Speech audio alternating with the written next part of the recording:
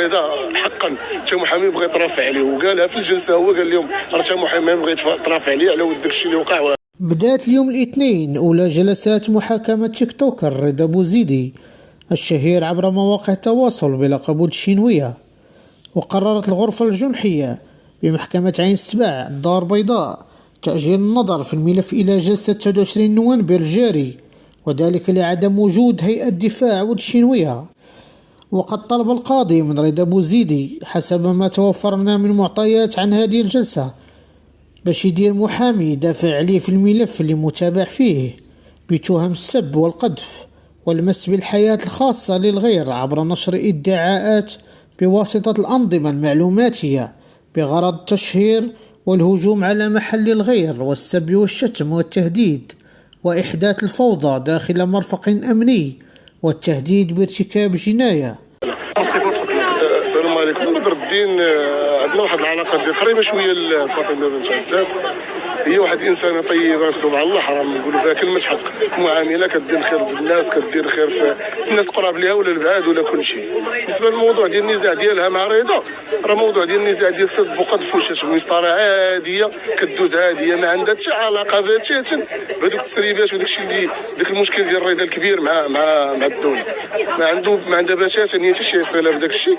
وبالنسبه لرضا حتى هو راه حنا ما نقدرش نهضروا عليه، المغرب كامل كيشوف، وملي كيولي المساس بالمراه المغربيه والمساس بمواتنا وخواتاتنا كيبقى فينا الحال.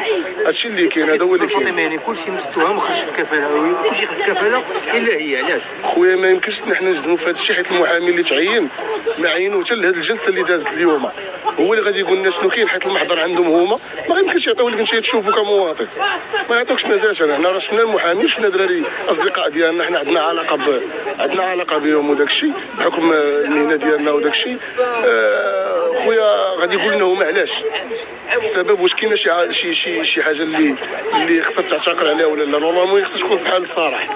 غير هذيك الضجه اللي ناضت على ود الموضوع جات في نفس الوقت اللي هما صادفوهم في المحكمه باش غادي يتواجهوا باش يشوفوا داك المحضر ديالهم ديال النزاع ديال السب والقذف. هذا هو اللي كاين، والمحامي هو اللي غادي يقول لنا ان شاء الله شنو كاين. نتمنوا الخير لفاطمه ونشوفوها ان شاء الله في صراحه. انت محامي بغى يترافع عليه. بالنسبه للرضا حقا حتى محامي بغى يترافع عليه وقالها في الجلسه، هو قال لهم راه حتى محامي بغى يترافع عليه على ود داكشي اللي وقع. وهذا وتعينوا محامين، تعينوا للشينويه وتعينوا لولادها وداك الشيء، حيت هي ما عندها صله القرابه بالرضا. راه ما كايناش قرابه بينها وبين الرضا، غير واحد العلاقه ديال انها ام الثانيه، وهذا ما كايناش صله قرابه. داك الشيء ما بغاوش، هي غيترافعوا عليها محامين، ولادها غيترافعوا عليهم محامين، هو رفضوا المحامين بتاتا انهم يترافعوا عليه. هذا هو اللي كاين. وشكرا. والجديد اخويا هو غنتسناو ان شاء الله الجلسه ديال 29، غنتسناو الجلسه ديال 29 ان شاء الله، ونتمناو من الله الخير. حنا كنطلبوا غير الصراحه لفاطمه، ما تتابع في الموضوع ديالها ديال السب والقذف، ما عندناش المشكل. تخرج الصراحه ديالها، تاخذ الصراحه ديالها بحال كاع الناس، باش يتعرى على رجال الامن داخل المركز ديال الشرطه. ان واحد ما عرفناش حنا بعدا شنو غادي يحسب راسو هو غادي يكون تماما. حنا دابا حاليا كمنظمه حقوقيه متبعين اطوار هذه القضيه، كيف ما وضعنا شكايه يعني كنآزروا فيها واقفين جنبا الى جنب مع الاساتذه المحامين على حساب ما قال فيهم هذا السيد.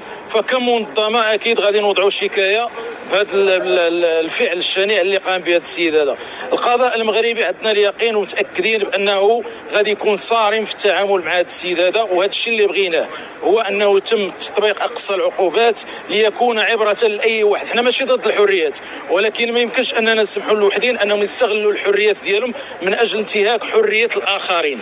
حنا هنا من اجل ان هذا السيد هذا يكون صوره ويكون نموذج لوحدين اخرين سولات لهم النفس انهم يستغلوا الحريات ديالهم من اجل انتهاك حريه الاخرين. كتقرب من القضيه انه كيفاش تعرف البويت، لكن بعض الناس يقول فين وقع الشيء وكيفاش ما تقرب من هذا الموضوع. احنا كلنا باقيين يعني ما المعطيات يعني الكامله باقي ما عندناش. احنا عارفين بانه تماما، احنا عارفين بانه وللاسف تعرى داخل المركز ديال الشرطه بحي مناشد، وللاسف ما تمش الاعتقال ديالو في هذيك الساعه. هذا الشيء هو اللي كان خاصو يكون، يعني من بعد الاستشاره مع النيابه العامه كان خاص يتم الاعتقال ديالو ديك الساعه، ولكن ما تمش الاعتقال ديالو الى حين التقديم عاد باش تم الاعتقال ديال يعني المتابعه ديالو حاله اعتقال. بالنسبه للجديد في هذه الجلسه حاليا شنو كاين كاين تاخير ديال الجلسه، وان شاء الله باذن الله عندنا اليقين يعني في القضاء المغربي انه غادي يتعامل معه بصرامه ليكون عبره لاي واحد يعني كينشر تفاهه وكيسب وكيشتم وكيستغل المنبر ديالو من اجل انه يفسد جيل للاسف الشديد.